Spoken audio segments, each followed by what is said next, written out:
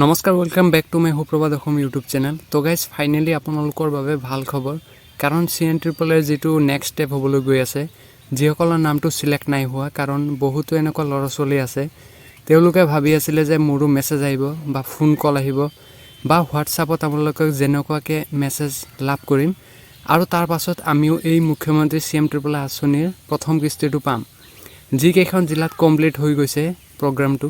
আপোনালোকে জানে যে 3 দিন প্ৰগ্ৰাম হৈছে, 7 তাৰিখ 9 তাৰিখ আৰু 11 তাৰিখ। এইকেইখনত 40% মানুহৰ কিন্তু নামটো কেনচেল হৈ গৈছে। তো এতিয়া আপোনালোকৰ মাজৰ পৰা যিসকল বাদ পৰি গৈছে টকা লাভৰ পৰা, মোক এতিয়া সুধি আছে যে দাদা সেকেন্ড লিষ্টখন কেতিয়া দিব বা সেকেন্ড লিষ্টখন পাবলিশ কৰিছে নেকি, কাৰণ কিয় প্ৰথম লিষ্টখন ক্লিয়াৰ কৰি আছে, এতিয়া হ'ব পাৰে সেকেন্ড লিষ্টত আপোনাৰ নামটো আহিব। লগতে CMAAA 3.0 এই হিতাধিকাৰীসকলক 10 লাখলৈ লৈ যোৱাৰ কথা কৈছে। আপোনালোকে ভিডিওটো চাই থাকক। তাৰ আগতে প্ৰথমবাৰ আপুনি মোৰ চেনেলত ভিডিও চাই আছে, লাইক আৰু সাবস্ক্ৰাইব এইটো কাৰণে কৰিব যাতে মই যেতিয়াই এনেকুৱা আপডেটবোৰ ভিডিও বনাওঁ আপোনালোকে প্ৰথমতে নটিফিকেশনখিনি পাব পাৰে। তো ফ্ৰেণ্ডসকল, আপোনালোকৰ পৰা যিবোৰ কমেন্টছ আহিছে সেকেন্ড লিষ্টক লৈ, CM ছাৰে কৈছে যে নলবাৰীত যেতিয়া প্ৰগ্ৰামত গৈছিলে তাতে ঘোষণা কৰিছে আপোনালোকৰ লগত যি 2-4 জন বন্ধু বান্ধৱী আছে, মানে যাৰ নাম অহা নাই CMAAAত ফাইনেল লিষ্টত, তো তেওঁলোকক সেকেন্ড লিষ্ট এখন দিব।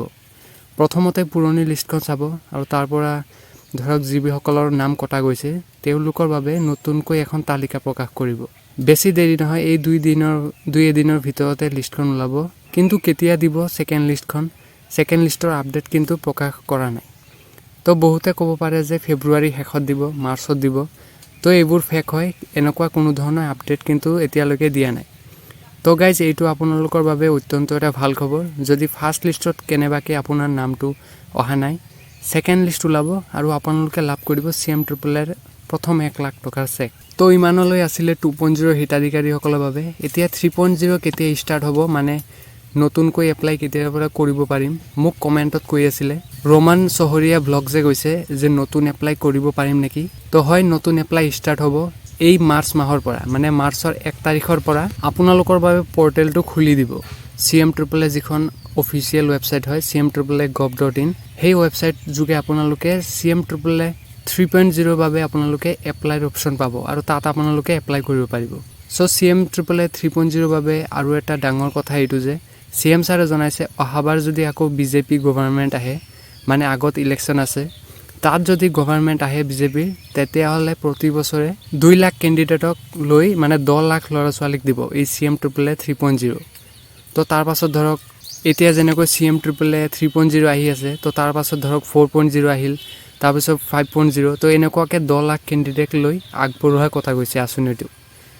আৰু নতুনকৈ আকৌ এপ্লিকেশ্যনটো প্ৰচেছটো চলিব, আপোনালোকৰ ৰেজিষ্ট্ৰেশ্যন হ'ব, তাৰ পাছত documents upload, project report, interview, training, তো এইখিনি আকৌ চলিব।